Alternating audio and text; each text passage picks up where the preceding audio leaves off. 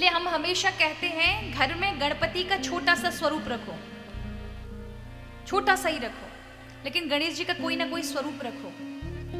घर में विघ्नों का, क्लेशों का निवारण हो जाएगा। जिस घर में बहुत ज्यादा झगड़े होते हो, जिस घर में शांति नहीं होती हो, हमेशा झगड़े चल रहे होते हो, उन्हें गणेश जी की आराधना सबसे पहले करनी चाहिए। और अगर नहीं भी कर पाते तो जिस घर में बहुत अत्यधिक विघ्न बाधाएं हैं, क्लेश हैं, आए दिन परिवार में झगड़े चलते रहते, उन्हें सुंदरकांड का प्रतिदिन घर में पाठ करना चाहिए। और आज अगर आप पे नहीं है सुंदरकांड का पाठ नहीं आता है, कोई बात नहीं, आज के पास आपके पास टेक्नोलॉजी है। माइक पे लगा दो महाराज, वो बुफे आता है, बुफर, उस पे लगा दीजिए, साउंड पे लगा दीजिए, फोन पे चालू कर दीजिए, कान में सभी परिवार के जाना चाहिए। सुबह से ही आरंभ करो सुंदरकांड, और फिर आप देखो महाराज कुछ ही दिनों में क्लेश का जो वातावरण मन में बना हुआ है, सभी परिवार में प्रेम आपस में होने लग जाएगा। भगवान का आपको पता निवास कहां पर है? मंदिर में, माना कि मंदिर में है, तीर्थों में है, लेकिन भगवान का निवास प्रेम में है। कहां पर है? और परिवार में प्रेम नहीं है तो आपको क्या लगता है कि वहां भगवान का निवास है? नहीं। इस चीज को समझ लीजिए, प्रेम, परिवार और परमात्मा, इन तीनों को लेके चलना चाहिए। ये 3 सीढ़ियां हैं, तभी आप एक अच्छा जीवन जी सकते हैं। पहला प्रेम, दूसरा परिवार, तीसरा परमात्मा।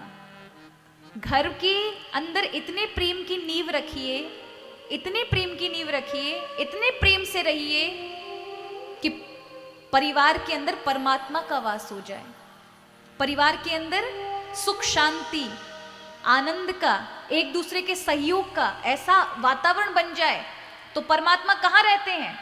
फिर उस परिवार के अंदर सुख शांति के रूप में रहते हैं, उस परिवार के अंदर एक दूसरे के सहयोग के रूप में रहते हैं, एक दूसरे के ध्यान के रूप में रहते हैं। रात दिन मंदिरों में भाग रहे, सब जगह पूजा कर्म कर रहे, लेकिन परिवार में कलह है, परिवार में प्रेम नहीं है, तो आपको क्या लगता है भगवान का मतलब क्या होता है? शांति, सुख, आनंद, ये आपके जीवन में है? अगर है तो सचमुच आप भगवान परमात्मा आपके घर में निवास कर रहे हैं। क्योंकि भगवान के रास्ते में जाते ही जीवन में क्या आता है? सुख आएगा, शांति आएगी, आनंद आएगा, अच्छे कर्म आएंगे।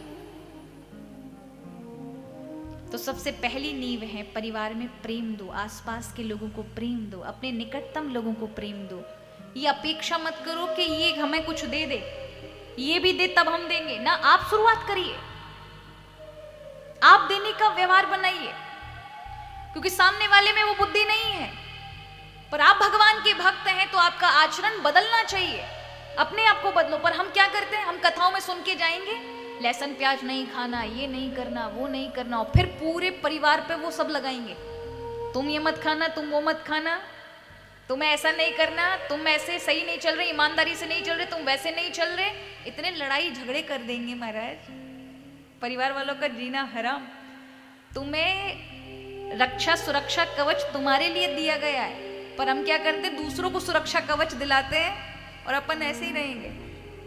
ऐसे काम नहीं चलेगा। भक्ति का मतलब है आपने कुछ चीजों का त्याग किया है, आपके अंदर भगवान ने क्षमता दी है, अगर दूसरे नहीं त्याग रहे उस चीज को तो उनको जबरदस्ती मत करो, मत करो उनके साथ जबरदस्ती।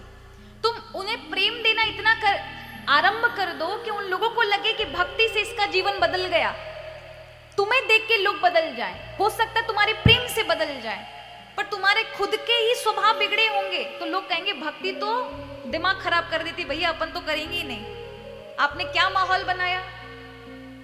आपने अपने में बदलाव ना ला करके दूसरों को बदलना चाहा। इसीलिए हम भक्ति में खुश, भक्ति में शांति, भक्ति में आनंद में नहीं रह पाते।